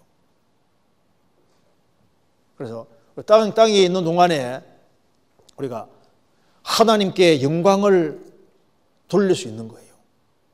그래서 주님 오시는 그날 우리에게 영원한 영광을 주시기를 진짜 원하시는 겁니다. 그래서 우리가 신앙생활을 잘하기를 원하는데 이 타락된 기질이 딱 있으니까, 그래서 이 신앙생활을 하는데 다 잘하는 것이 아닌 것이 되는 겁니다. 자, 그래서 여기에 우리가 이제 그리스도인의 신앙생활 속에 세 가지 적이 있잖아요. 이걸 이제 주님께서 주신 겁니다. 육신, 타락된 기질도 딱 남겨놓으시고 죄 많은 세속적인 세상에도 살게 하시고 마귀도 딱 풀어놓으신 거예요. 근데 우리 힘으로 이걸 못 이깁니다. 자, 그래서 그러면 여기에 어떻게 육신의 소욕을 이기고 신앙생활을 잘할 수 있을까? 이게 이제 우리 신앙생활의 중요한 문제가 되지 않습니까? 예수님은 죄에서 구원을 하십니다. 죄의 형벌에서 구원했습니다. 십자가로 다 이루었다. 형벌을 끝을 내지 않습니까? 그 죄의 세력에서 우리를 계속적으로 구원해 가시기 위해 우리에게 성령을 주신 겁니다. 그리고 이제 예수님이 죄림하시면 죄의 존재에서 구원하셔서 죄를 다시는 지을 수 없는 몸으로 바꿔버려요. 그래서 예수님은 우리를 죄에서 구원을 하십니다. 그러면 어떻게 하면 우리가 신앙생활을 잘할 수 있느냐? 제일 첫 번째, 우리가 성경 읽는 거, 이게 중요한 거예요. 성경을 우리가 부지런히 읽어야 됩니다. 성경 신명기 17장의 19절에 평생에 자기 옆에 두고 읽어서 그 하나님 여호와 경외하기를 배우며 이 율법의 모든 말과 이 규례를 지켜 행할 것이라. 그리하면 그 마음이 그 형제 위에 교만하지 아니하고, 여기 평생에 자기 옆에 두고 읽어서 그 하나님 여호와 경외하기를 배우며 이 율법의 모든 말과 이 규례를 지켜 행할 것이라. 평생에 자기 옆에 두고 읽어야 된다. 우리 어떻게 하면은 육신의 소욕이 이기고 신앙생활을 잘할 수 있을까? 제일 첫 번째가 성경입니다. 성경. 자, 하나님이 이 우주 만물을 창조하실 때 말씀으로 창조하셨습니다. 말씀으로. 이 우주를 붙잡고 있는 것도 능력의 말씀으로 붙잡고 계셔요. 그리고 죄와 허물로 죽었던 영혼을 살릴 때도 말씀으로 우리를 살리신 겁니다. 그래서 말씀에 뭐가 있냐? 능력이 있는 거예요. 그래서 이 지구보다 큰 것이 한 사람이기 때문에 한 사람을 붙잡고 바르게 살게 하기 위해서는 이 세상에 어떤 것으로 안 되는데 하나님 말씀은 힘이 있고 능력이 있는 거예요. 그래서 우리를 거듭나게 한 것도 말씀이기 때문에 하나님 말씀이 갈 때 성령이 같이 가시기 때문에 우리가 자녀 낳고 키울 때 자녀 속마음에 들어갈 수가 없잖아요. 그 자녀 속에도 영혼이 들어있기 때문에 영혼은 지구보다 크거든요. 근데 지구보다 큰 존재인 그 사람을 어떻게 붙잡을 수 있냐 그 말입니다. 그래서 하나님 말씀이 그렇게 능력이 있기 때문에 우리가 어떻게 이 세상을 힘있게 살 수 있느냐? 하나님 말씀을 부지런히 배워야 됩니다. 그래서 사람이 떡으로만 살 것이 아니요 하나님으로 나는 모든 말씀으로 살 것이니라. 음식은 먹으면 힘이 나잖아요. 근데 음식은 입으로 먹는데 말씀은 귀로 먹도록 방법 정하셨기 때문에 기본적으로 귀로 들어야 돼요. 그래서 잘 들으면은 듣는 속에 하나님 말씀이 귀를 통해서 들어가면서 하나님 말씀이 영혼을 붙잡아서 그 사람이 바르게 살게 만드시는 거예요. 말이라는 것이 힘이 있습니다. 약장사가 막 약성전을 계속합니다. 귀 딱 들어받고 있으면 사고 싶은 생각 안 들잖아요. 근데 약장사가 하는 말에 귀를 잘 기울이면 어떻게 됩니까? 지갑에 그냥 손이 가요. 그죠? 그러니까 들었는데 영혼이 움직이잖아요. 그러니까 세상 말을 많이 들으면은 사람 마음이 세상 쪽으로 붙잡혀 세상으로 간다고. 그러니까 하나님 말씀에 귀를 붙잡아 매면은 하나님 말씀이 들어가면서 하나님 말씀이 영혼을 붙잡아서 영혼을 이제 바른 길로 가게 만드니까 우리가 어떻게 해야 되느냐? 하나님 말씀을 잘 들어야 돼요. 그리고 자기가 평상시에도 성경을 부지런히 읽고 평생에 자기 옆에 두고 읽어서 자꾸 읽어야 됩니다. 그 성경 읽기 어렵죠. 읽기 어려워도 읽어야 되는데 읽어가다가 너무 어려우면 넘어가면 돼요. 넘어가면 돼요. 이해되는 것부터 읽으면 되니까. 그래서 성경을 가까이 하는 것이 꼭 필요합니다. 첫 번째로 성경을 꼭 가까이 해야 돼요. 두 번째로 기도하기. 기도하는 것이 여기 보시면요. 시편 116편 1절 2절에 여호와께서 내 음성과 내 간구를 들으심으로 내가 저를 사랑하는도다. 그 길을 내게 기울였으므로 내가 평생에 기도하리로다. 그 길을 내게 기울여줬으므로 하나님은 하나님 자녀의 음성에 귀를 기울이십니다. 내가 평생에 기도하리로다. 사사기 1장에 보면은 여호와께 묻자와 가로되, 하나님께 묻고 행할 때는 주님 크게 역사하셨는데 사사기 제일 마지막 장에 보면은 자기 소견에 옳은 대로 행하였더라. 하나님께 묻지 아니하고 자기의 소견대로 행하니까 사사시대가 되고 삶이 막 엉망이 된 거예요. 우리의 삶이 흐트러지지 않기 위해서는 여호와께 묻자와 가로되 너는 범사의 그를 인정하라. 그리하면 내 길을 지도하시리라. 하나님의 도우심을 구하고 살아야 되는 겁니다. 구원받기 전에는 내 수단 방법대로 살았을지라도 구원받고 난 이후에는 이제 주님이 내 인생의 주인이시기 때문에 너는 범사에 주님을 앞세우라. 순간순간 주님의 도움을 구하며 살아야 됩니다. 그러면 주님이 범사에 인도해 주시고, 그래서 시편 81편에 우리 능력 되신 여호와, 주님은 능력과 힘이 있으십니다. 누구에게 능력 주시냐면 내 입을 넓게 열라 내가 채우리라. 입을 넓게 여는 사람에게 채워주기 때문에 하나님의 도우심을 간절히 구하는 사람은 주님이 들으시고, 구원받을 때도 너희가 전심으로 나를 찾고 찾으면 나를 만나리라. 전심으로 찾는 사람이 주님 만나는 것처럼 구원받고 난 이후에도 전심으로 찾는 사람, 하나님의 도우심을 구하는 사람에게 주님이 힘과 지혜와 능력 주십니다. 그래서 하나님이 하나님의 말씀으로 우리에게 힘을 주시고 하나님의 도움을 구하는 그 기도로 주님이 힘을 주시는 거예요. 구원받은 사람, 신앙생활을 잘하는 게 너무나도 중요합니다. 그리고 하나님께서 구원받은 사람이 신앙생활을 잘하도록, 그래서 이 죄의 세력에서 우리를 건져주시기 위해서 방법을 주신 것이 성경을 주시고 또 기도할 수 있도록 해주시고, 또 한 가지는 우리가 주님이 교회라는 것을 주신 겁니다. 교회. 이거 보시면요, 신앙생활을 잘하기 위해서는 이게 성전이 뭔지를 알아야 되는데요,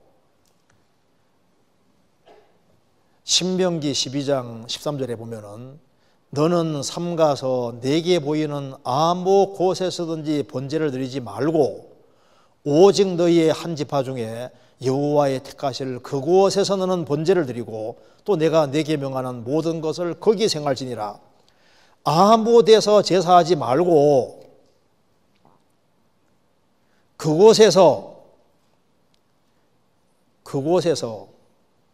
거기서, 이게 뭡니까?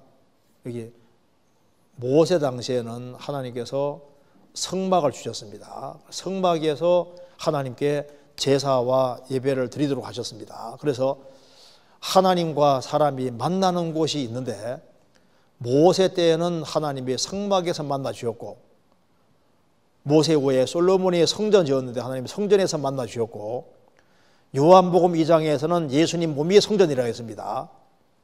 예수님 공생의 당시에 예수님 통해서 하나님 만나지 않습니까? 예수님이 죽으시고 부활하신 후에는 어디가 성전이냐?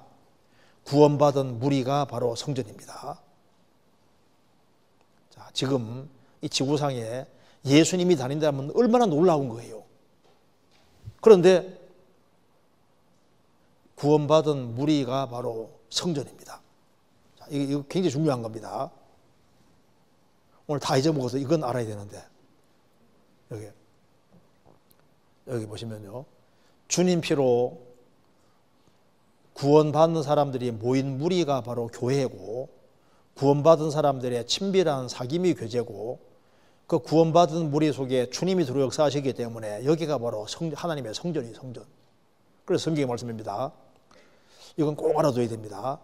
하나님의 성전과 우상이 어찌일체가 되리요? 우리는 살아계신 하나님의 성전이라. 이와 같이 하나님께서 가라사대 내가 저희 가운데 거하며 두루 행하여 나는 저희 하나님이 되고 저희는 나의 백성이 되리라 하셨느니라. 우리는 살아계신 하나님의 성전이라.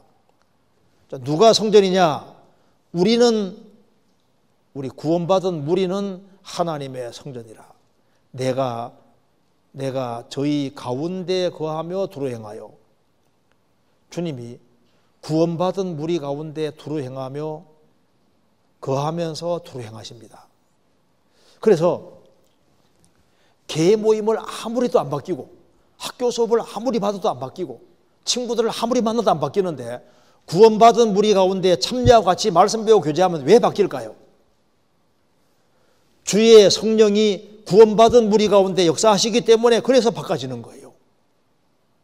그래서 성경에서 주님께서 구원받은 사람에게 명령하신 명령이 구원받은 무리 가운데 주 안에 거하라. 이것이 명령인 겁니다. 요한복음 15장 3절에 너희는 내가 일러준 말로 이미 깨끗하였으니 내 안에 거하라. 나도 너희 안에 거하리라. 가지가 포도나무에 붙어있지 아니하면 절로 과실을 맺을 수 없음 같이 너희도 내 안에 있지 아니하면 그러하리라. 나는 포도나무여 너희는 가지니 저가 내 안에 내가 저 안에 있으면 이 사람은 과실을 많이 맺나니 나를 떠나서는 너희가 아무것도 할 수 없음이니라. 너희는 내가 일러준 말로 이미 깨끗하였으니 내 안에 거하라. 나도 너희 안에 거하리라. 주님은 포도나무고 우리는 가지기 때문에 붙어 있으면은 절로 과실을 맺는다. 절로. 그래서 포도나무 가지가 해야 될 역할은 붙어 있는 책임인 거예요. 붙어서 공급만 잘 받으면 열매는 저절로 맺히도록 되어 있습니다. 그래서 여기 보시면요, 여기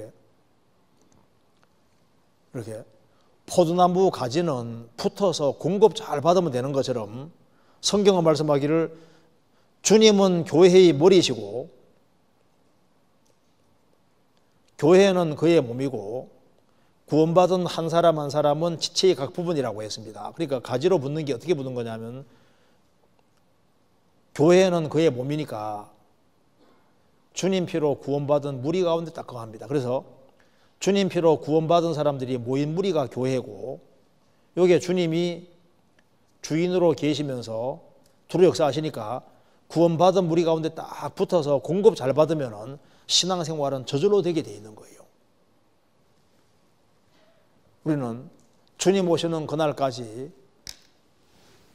우리가 주님께로부터 힘을 공급받는 그 길을 주님께서 만들어 주셨기 때문에 그래서 교회에 연결되어서 공급을 안 받으면 신앙생활은 실패하도록 되어 있는 겁니다.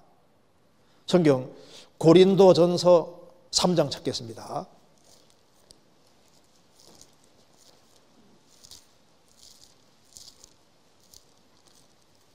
고린도전서 3장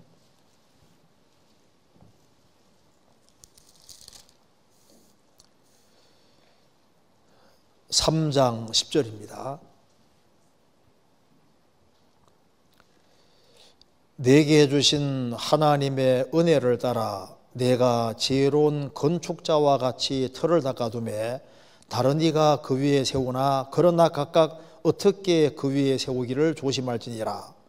이 닦아둔 것 외에 등기 다른 틀을 닦아둘 적 없으니 이 터는 곧 예수 그리스도라.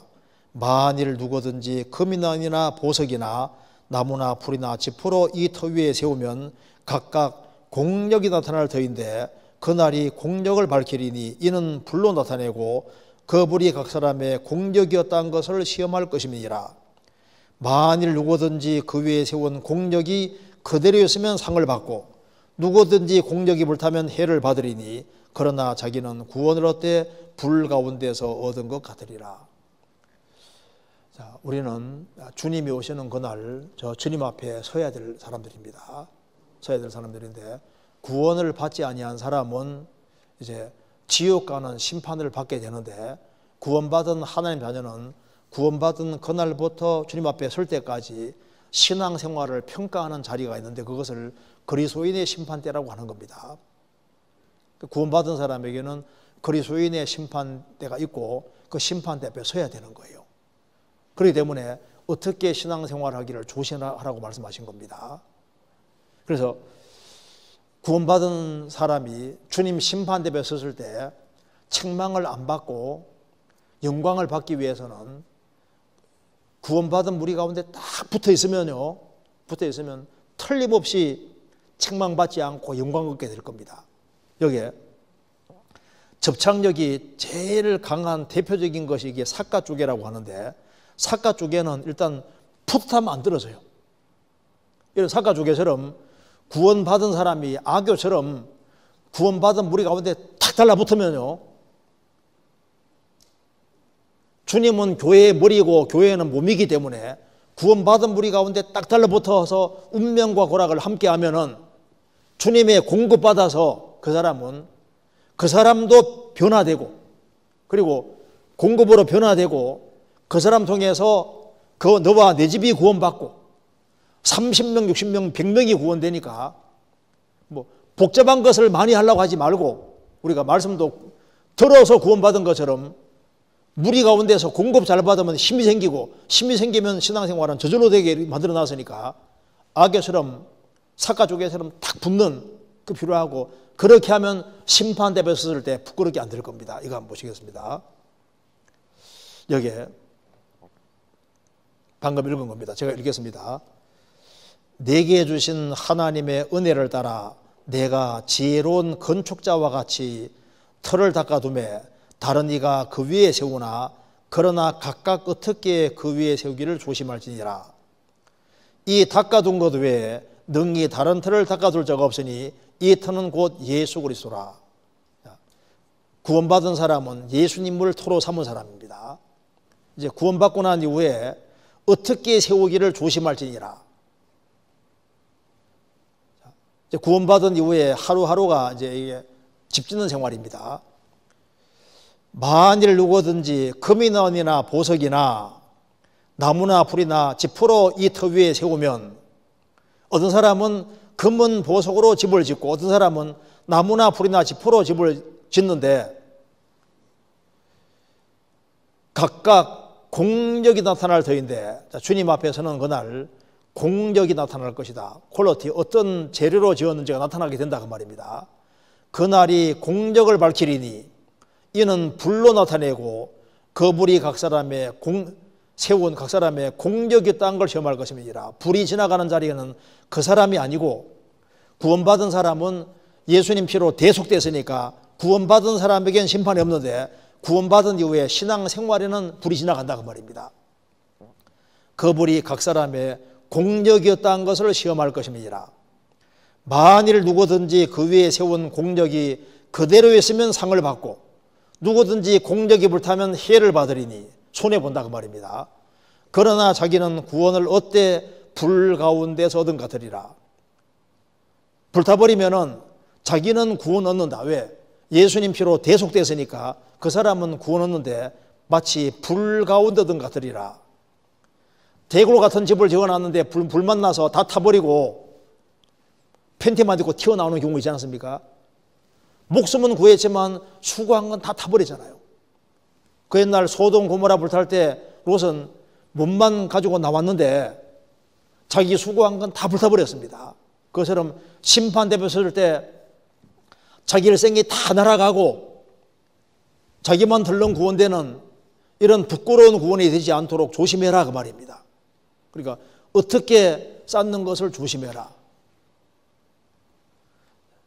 금은 보석으로 쌓은 대표적인 예가 아브라함이고, 나무나 풀이나 지푸로 집 지은 대표적인 예가 롯입니다. 롯도 구원받은 사람입니다. 이런 일이 안 생기도록 조심해라 그 말입니다. 자, 금은 보석으로 집을 지어야 됩니다. 보통 금은 성경에서 믿음을 가르칩니다. 믿음.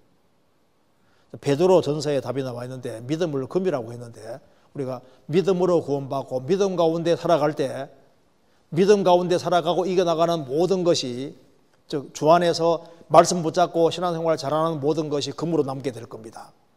성경에서 은은 보통 예수님 보혈 피의 그림자입니다. 우리가 복음을 위해 살고 복음 전하고 하는 그 모든 것은 다 저 위에 가면 남게 될 겁니다. 성경에서 보석하면 보통 베드로전서 2장에서 예수님을 보석이라 했고 구원받은 사람을 보석이라고 했거든요. 우리가 주님을 위해 살아가는 모든 것들, 성도들 한 사람 한 사람이 보석이기 때문에 성도에게 살아가는 모든 것들이 다 남게 될 겁니다. 그래서 우리가 주 안에서 신앙생활 잘하는 모든 것이 남게 되니까 어떻게 신앙생활하기를 조심할지니라. 마지막으로 여기 한 구절 한번 보겠습니다. 여기에 요한계시록 14장 13절에 또 내가 들으니 하늘에서 음성이 나서 가로되 기로 가라 자금이요로 주 안에서 죽는 자들은 복이 도다 하시매 성령이 가라사대 그러하다 저희 수고를 거치고 쉬리니 이는 저희의 행한 일이 따름이라 하시더라. 자, 주 안에서 죽는 자들은 복이 있습니다. 우리가 주 안에 들어왔고 주 안에 살다가 주 안에 죽는 사람은 복이 있습니다. 그리고 천국 가면 저희 수고를 거치고 쉬리니 이는 저희 행한 일이 따름이라 하시더라. 저희 행한 일이 따라간다. Their works follow them. 그들의 행한 일들이, 지상에 산 일들이 따라간다. 저 위에까지 따라가는데 어떤 것이 따라가냐 하면은 금은 보석으로 쌓은 것이 따라갑니다. 저희 행한 일이 따름이라. 어떤 행한 일?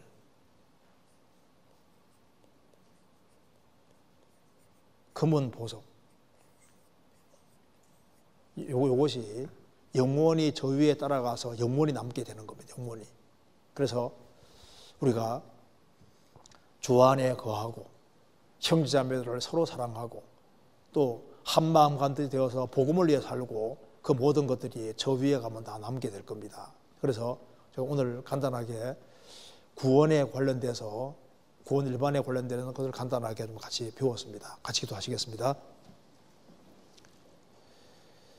자비로우신 우리 아버지 하나님, 저희들을 주의 보배로운 피로 구원해 주신 것을 감사합니다. 소망 없는 저희들에게 소망을 주신 것을 감사합니다. 우리의 사랑하는 가족들, 친척들, 이웃들에게도 이 귀한 복음을 증거할 수 있도록 도와주시고 주님의 심판대 앞에 섰을 때 칭찬과 영광과 존귀를 얻을 수 있도록 도와주시고 금은 보석으로 집을 짓는 다 귀한 삶이 될 수 있도록 도와주시옵소서.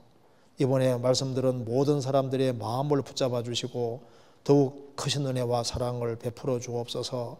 또 이 집회를 위해서 수고한 모든 손길에 주님의 크신 은혜로 함께해 주옵소서. 우리 구주 예수 그리스도 이름으로 기도하옵나이다. 아멘. 찬송가 은혜 찬송 130장 같이 부르시겠습니다.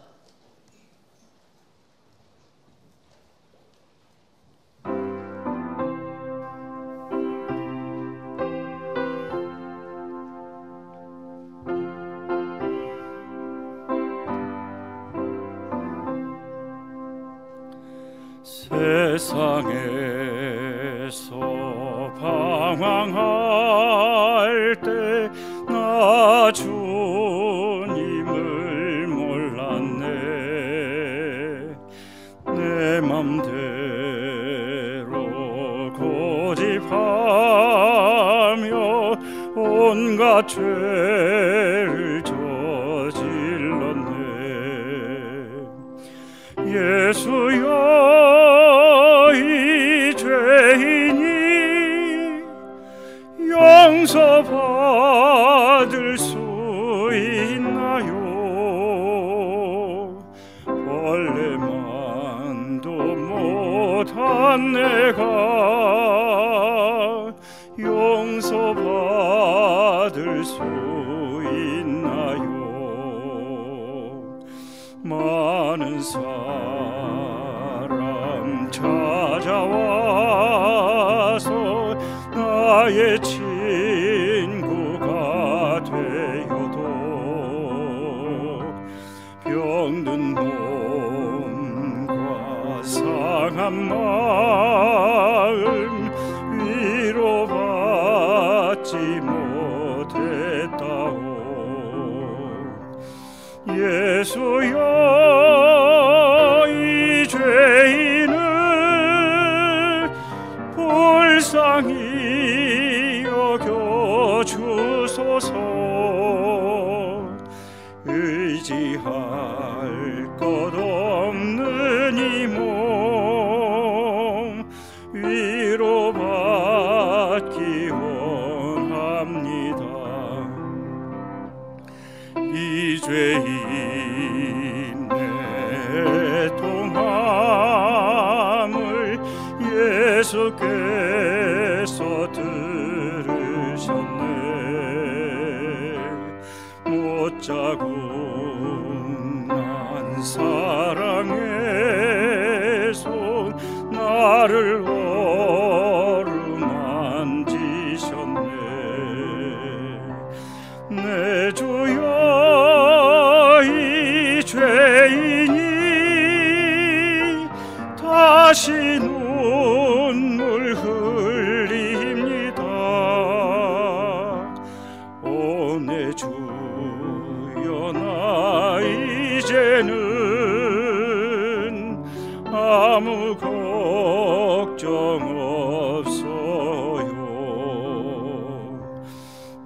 모든 죄 무거운 짐 이젠 모두 다 벗었네.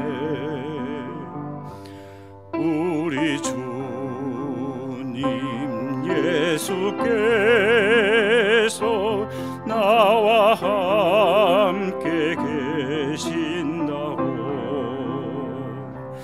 예 주여 이 죄인이 무한 감사드립니다. 나의 몸과 영혼까지 주를 위해 바칩니다. 주를 위해 바칩니다.